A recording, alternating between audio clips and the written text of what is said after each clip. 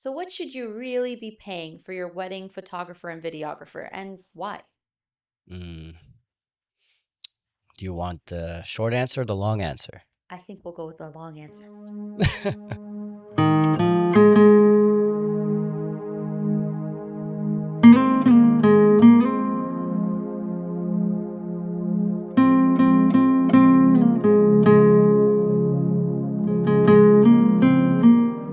This is episode 6, everyone. We're going to talk about how much you should pay for wedding photography, videographer, or even a content creator.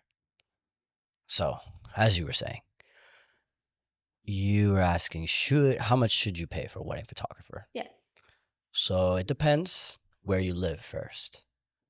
Because I've done my research, I noticed that if you live in New York, but if you live in Florida, you're going to get quoted two different prices. Even within Florida itself, Miami to Orlando are two different, I want to say, economies, basically. Right. So with wedding photography, standard pricing should be 4,500 starting just for photos alone. Can you break down that price? Why would I pay that price just for photos? When theoretically I'm gonna want both. I need both. So when I say 4,500, let's say like a range, 25 to 45. And I think that can be determined by guest size and duration of your event. And other factors too, like how many shooters are present and how, what other details you want, how long do you want the photographers there for. But usually, based on everybody I've seen around me, they're anywhere from 25 to 45 for just photos I only. know that we've gotten to a couple of discussions, some heated discussions, because you believe even if someone is paying the lower end of the range of the price, you still want to give them two camera angles, you still want to have multiple views, so you always want to bring along at least two shooters for photography. Yeah, this is why I said there's a long and a short answer to this, because realistically, wedding photography, just photos alone, depending on who the person is, it should be like some people could be $10,000, and it should be 10,000 because when you see some of these photos and they look so beautifully done, and like I know the level that this could be a $10,000 photographer compared to your $1,000 photographer. So that's why I say there's no perfect answer to the price. So as those couples who like to price shop for wedding photography, I would just say good luck. It's if you like a style and you're trying to go get somebody else to do it for you, they're not going to shoot it the same way that guy quoted you.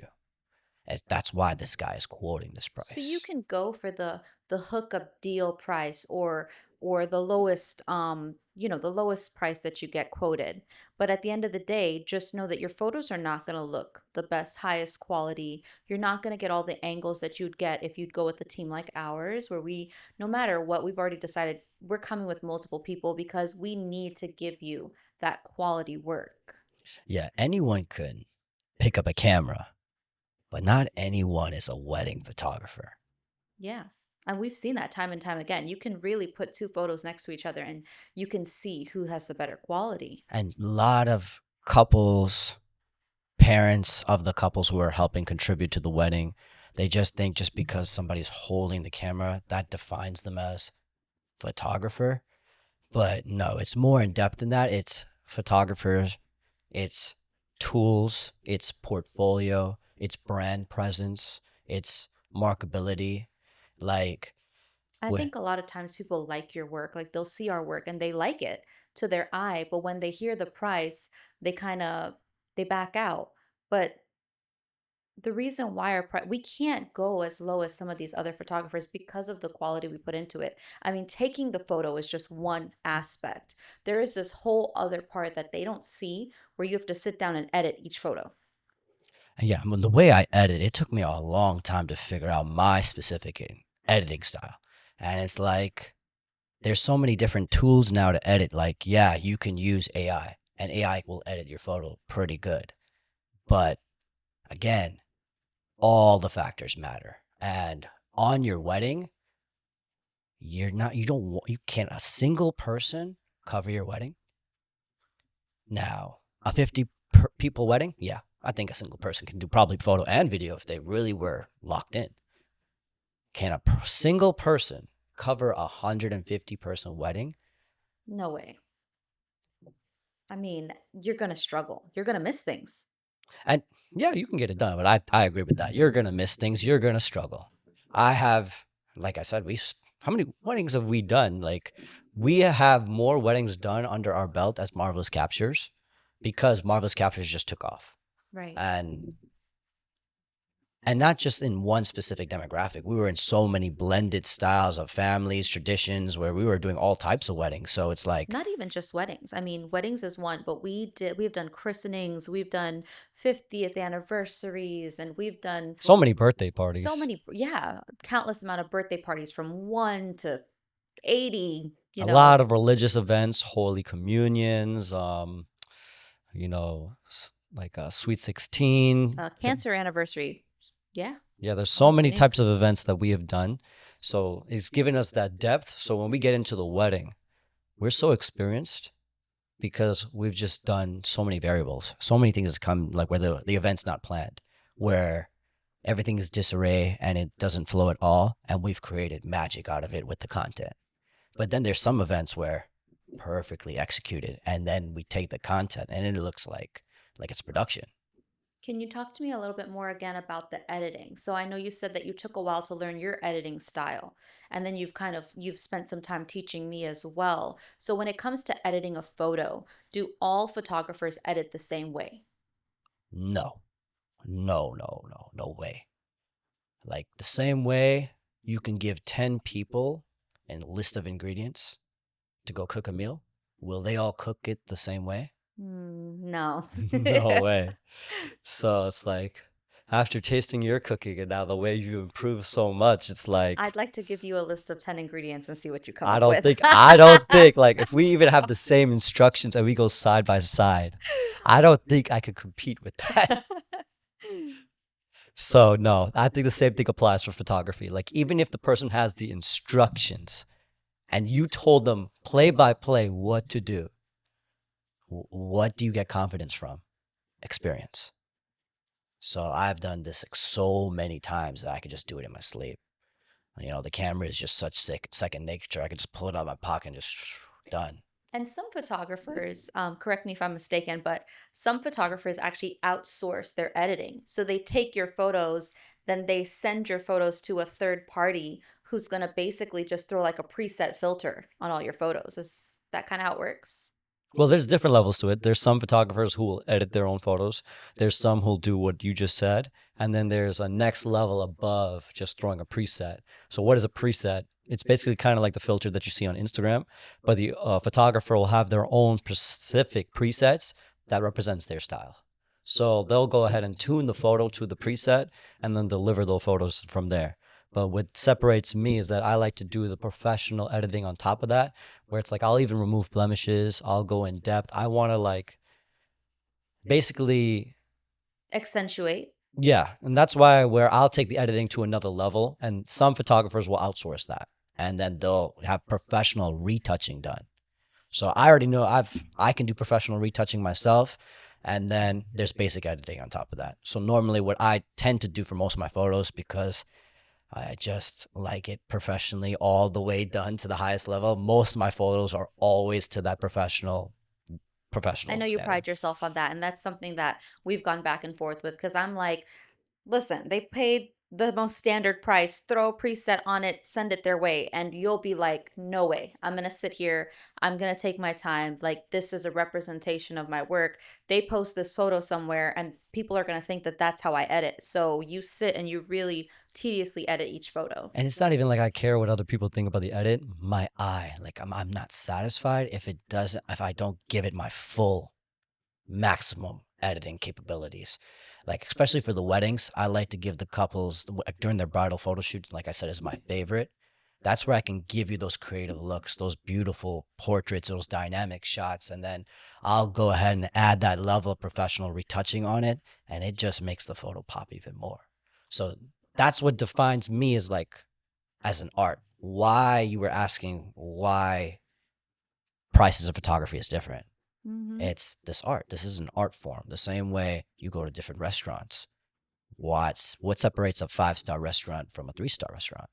Why do you want to take the family to Chili's compared to, I don't know, pick your top five-star that you can think of? Flemings. Yeah, what's the difference between that steak and a chili steak, you Yeah. know? So now that's just the photography end of it. Now let's get into the videography, which we've already mentioned in previous episodes. We did not hire a videographer for our wedding. It's one of our biggest regrets. And so we don't recommend you going through a major event in life without having some kind of video clips. So now let's talk about videography. So now when you're adding that service on, what should you be expecting to pay in terms of pricing and why? Yeah. Videos actually, I feel like it's a little bit more complex than photos because Interesting, because I would have thought the photos were more complex, so I'm interested to hear about this. yeah, because video, you only kind of get one shot. Like if you're walking down the ceremony and all the guests are standing up, the bride's coming down the aisle, she's coming down with her father, or, like in the Hindu ceremonies, you have multiple entrances and stuff like that. You only get that one take once though. So they're not going to do that entrance over again. So if you, like, I've had horror stories like where camera I've heard horror stories where cameras like overheated because sometimes you have an outdoor ceremony, the camera overheats on one angle and then you lose that angle. And you don't know because you're recording, and that's when you're a solo video guy and you have your three cameras set up, but one camera's over there fried, the other camera, might be off balance. So it's like you're only relying on the one angle at that point. I've been there. I've seen that. I've seen reels like that. So that's why different video packages, different videographers will charge different prices because they don't want that happening. They've felt that. Everybody's felt that.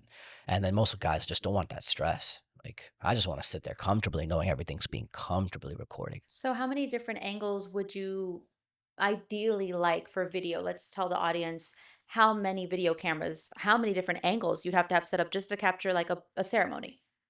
That's a good question because to actually really think about it, because I've only had to do it on the spur of, and usually the bride doesn't understand the level of value that I want to bring in the terms of the video.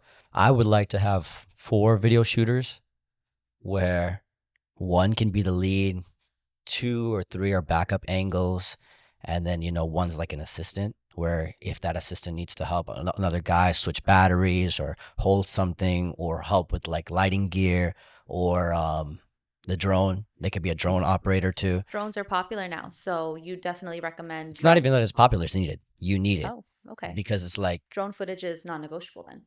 I personally say so because without a drone footage, it's like you need establishing shots are so much better with the drone footage. Hmm. And then what are establishing shots is basically the location. Where are we? Why are we here?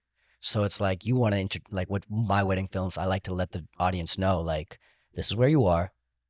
This is what we're doing. So I like to establish that within the first 30 seconds because like I said, in the previous video with content creation, attention spans are short. So with content creation, that's geared towards your TikTok, your Instagram. That's to hook the viewer, your audience, to try to come into the long form. What is the long form? That'll be your wedding film, the longer video edits that we can like showcase everybody, the trailers, the wedding trailers, the cinematic edits, the highlight films. So So kind of to wrap up video, we talked about photo prices. What would be your video price on a standalone? Like if someone said, "Well, I already hired a photographer, I want a videographer," what would be your standard wedding videography price? let's say that price could start at 2,500 and go upwards, up until like 10, 12,000, depending on the level of skill we're building. Because like I've seen some videographers come in at full production level where they can give you that Netflix style. So, but you can't think they're gonna get that quality for cheap. Like they have to pay these workers. All these workers are artists of their own right, so they all know what they're doing, but they're not gonna show up for a $2,000 wedding.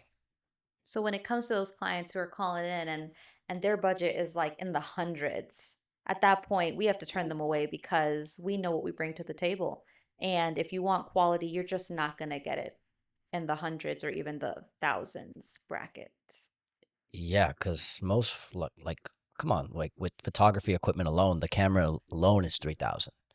So if I'm coming out there, if a photographer's quoting their price, it's because of their level of expertise that they're bringing. Yes, you can go get somebody for 500 bucks. You could probably find that person. I would say good luck.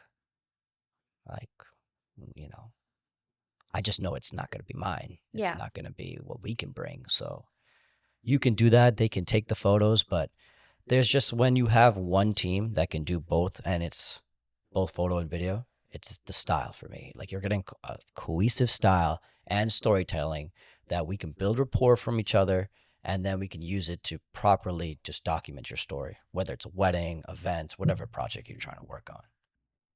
So yeah, you can find somebody who will do a wedding for 3,000. They're probably building their portfolio though. And like I said, do you want somebody who is building their portfolio to be shooting your wedding? Especially if your wedding you paid, 50,000, 20,000, 15,000. Really doesn't matter what price. I think you should the number one thing you should invest in is the photo and video because that can be relived over and over. Just the cake, you can't re-eat that cake again. You can't really wear that wedding dress again over and over. Like, These photos are what you're going to cherish forever, to remember every single detail. I mean, you want a photographer that knows establishing shots, including everything down to table settings, every detail. You hand selected, you spent time, you paid money for these things, so you want to have those memories. yeah, and it's like the customer, the client doesn't really understand like what lens the photographer uses, what cameras they pick, what lighting gear creates different looks. So if they don't bring a vast array of tools, you're getting underserved. So some photographers will bring 5 or 6 different types of cameras. Personally, that's my style. I like having even the Osmo Mini to my professional grade to even you'll see me using the iPhone because the combination of the cameras will allow you to do the content creation like what we talked about in the previous episode. Right. It's But artistic. that's the artistic that can hook it and then you still want the cinematic film, the documentary style film, whatever you want to relive and watch over and over on your anniversary. So just having those options, paying for your photographer, paying for a valuable videographer, because you got to remember this is art, and that's where I think that's lost. That's the number one thing that's lost, and that's the main theme about today's episode is photography, videography, they're art forms. So yes, you can go hire somebody else for this price, but when we quote you this price, we're not quoting you because we're just trying to make a profit. We're trying to quote you to give you the best product possible. And So that's something we definitely pride ourselves on. I mean, we've sat down and working with someone on a budget, still trying to deliver them the best product and say, what can we do for them? This is what they're working with. But we know it would be such an injustice to show up there and do bare minimum work for them for what they're going to try to pay us. oh yeah, multiple times when in the years we were trying to build our portfolio, we met so many people at their budget, below their budget, trying to just, show the level of skill that we bring. And they will then understand after they hire us why we initially quoted what we quoted. Because, We've taken many losses that way. oh yeah, And I think at this point in our careers in this industry, we're here on this podcast saying that's got to stop. We're putting a stake in the ground. We know what our value is. We know what our value is. We know what you deserve. So there has to be a level of trust there. yeah. And that's why, really, with the podcast here, too, is like, I want the brides, the grooms to see and have a relationship with us here to understand, like, we're actually here for you as the bridegroom, we've been there, but we want to make sure you have the most beautiful photos and videos that match what you're expecting. So if you tell me what you're looking for, I can definitely give it to you. But a lot of like with the clients and everything like that, it's just that word of mouth is strong. So you will go based on your word of mouth, and I don't blame nobody trusting, A your friends. recommendation, yeah, Yeah, definitely, a reference. but sometimes your eye will like what your eye. You can't doubt what your eye like. Our specialty is weddings, so I don't want anyone to see get their wedding underserved. But at the same time, like I got to bring my guys because, like I said in the previous episode, I want to be that content creator for you where I'm not just behind doing the standard shots. Of course, I can do the standard shots. Everyone can do the standard shots. But it's the creative looks you really want. The ones that you'll hang up on the wall, you can put on TikTok, you can put on Instagram Reels, and they most likely, those will go viral. And we've hand selected our team. Like we not only that, we come in with intention with the camera angles and the gear, but also the photographers and videographers on our team. We've spent a lot of time with them. We've gotten to know them, gotten to know their journeys, and you guys have created this beautiful energy together. And when they say teamwork really makes the dream work, I take that to the highest. I believe in that because I've hand selected these guys, and like I said, this is an art form.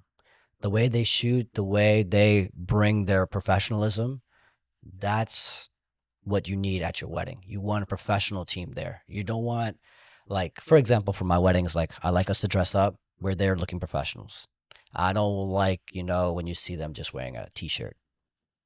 So sometimes you've seen wedding teams who've done that. So personally, with my team, I bring a trusted list of guys, and that way we can go ahead and serve you guys at the highest level. Right. So just to bring it all full circle, we're talking about pricing, wedding photography, and videography. What do you want the audience to take away from this episode? Yeah. With the pricing, you have to remember photography is an art form. You're paying for the art.